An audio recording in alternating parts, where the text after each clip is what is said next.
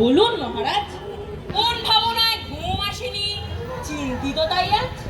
চলতে গেলেই পথের ধুলো লাগছে খালি পায়। কাল থেকে এই ভাবনা আমায় রেখেছে যন্ত্রণায়।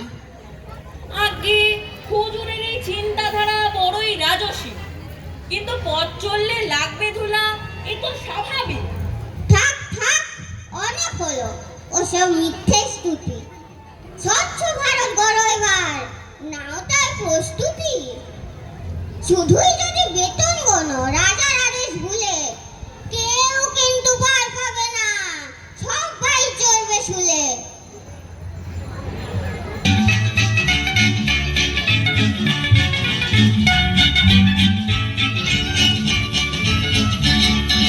মন্ত্রীরা সব ভাবলো হঠাৎ রাজার যে কি হলো, সামান্য এই ধুলার জন্য প্রাণটা বুঝে গেল। মন্ত্রীরা সব ভাবলো হঠাৎ রাজার যে কি হলো, সামান্য এই ধুলার জন্য প্রাণটা বুঝে গেল।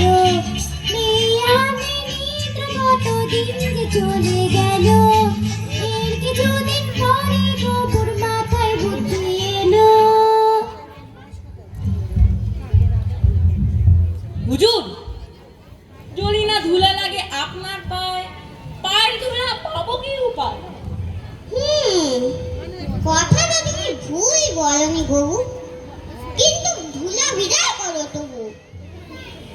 ধুলা ছাড়া পদধূলি পাওয়াই যদি না যাবে, মাইনে দিয়ে বিজ্ঞানীদের পুষ্টি কেন তবে? আগের কাজ আগে তো তুমি সারো, পরের কথা ভেবো পরে আরো।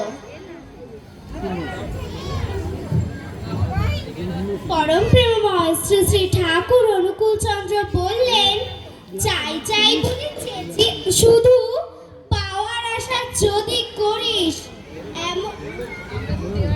এমন কিছু করতে হবে, করেই সেটা পেতে পারিস।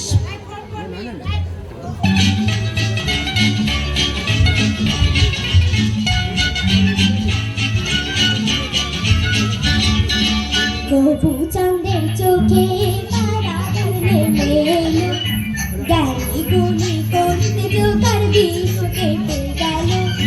বিকুরাশা বন্ধ শেষে করতে পরামর্শ, চর্চা মাঝে পুড়ে গেল নিষ্কৃতে নশ।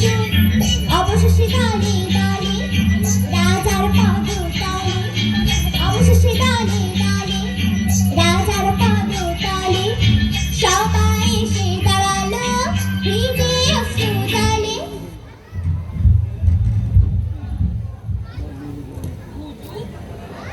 হুজুর, মাটি যদি না থাকে সোনার ফসল ফলবে কোথায় তবে?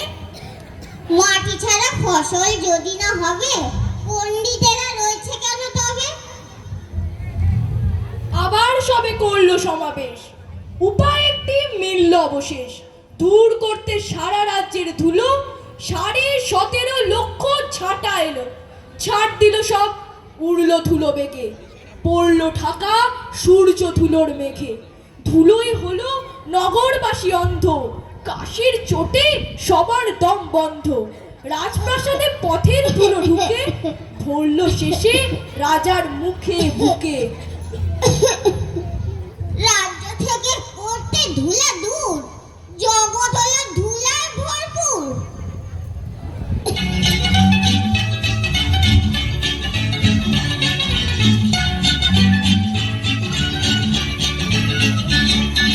মন্ত্রণা মন্ত্রীরা দিলেন জল ঢালো জল ঢালো, তার ফলে কাদায় আর পাকে দেশটা ভরে গেল।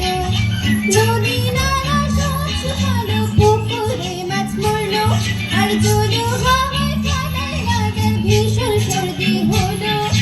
ওরে বাবা কোথায় যায় রে, ওরে বাবা মারা যায় রে, ওরে বাবা কোথায় যায় রে, ওরে বাবা মারা যায় রে। এক ফোঁটাও ঘটে বুদ্ধি, মন্ত্রীদের কি নাই রে। রাজ্যে সব এমনই ঝক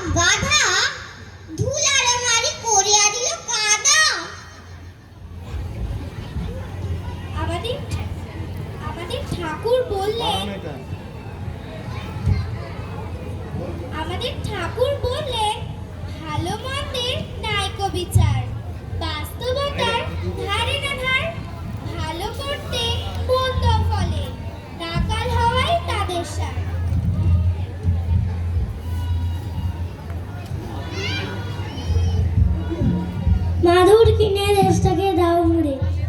না ফরাস বলছি শোনো, রাজার রাখো ছিদ্রহীন ঘরে। এক বিন্দু ধুলো যাতে প্রবেশ নাহি করে। মানছি আমি প্রস্তাবটা খাঁটি, তবুও যে সন্দেহ জাগে মনে। মাটির ভয় রাজ্য হবে মাটি, বন্ধ যদি থাকি ঘরের কোণে। এবার তবে চামার ডাকা হোক, যে চামড়া দিয়ে ঢাকবে মর্তলো। সে কাজ তো হবে অনায়াসে, যদি যোগ্য মতো চামার মেলে দেশে। এদিক ওদিক ছুটলো রাজার চর, চামড়া আর চামারের সন্ধানে। হলো শেষে সবাই অসফল, পেল না অত চামড়া কোনোখানে। প্রণাম মহারাজ, আমি চামার কুলপতি। রাজার ইচ্ছে করতে পারি পূর্ণ, দয়া করে যদি দেবেন অনুমতি। নিজের দুটি চরণ যদি ঢাকো, ধরণী আর ঢাকতে হবে না কো। এত কি হবে সোজা, ভেবে মরল আমার সকল প্রজা। ব্যাটারে রাখুন বন্দি করে ছেলে, নয়তো কে চড়ানো হোক শুলে। ধুলার থেকে বাঁচাতে পাদপদ্ম, হাতে তুলেছি চামড়া সুচ সুতা। তৈরি করেছি এই পদ আবরণী, নাম রেখেছি ইহার আমি জুতা। এই সুন্দর উপায়খানা আমিও ভেবেছিলাম, কেমনে ব্যাটা জানতে পেল, ভেবে অবাক হলাম।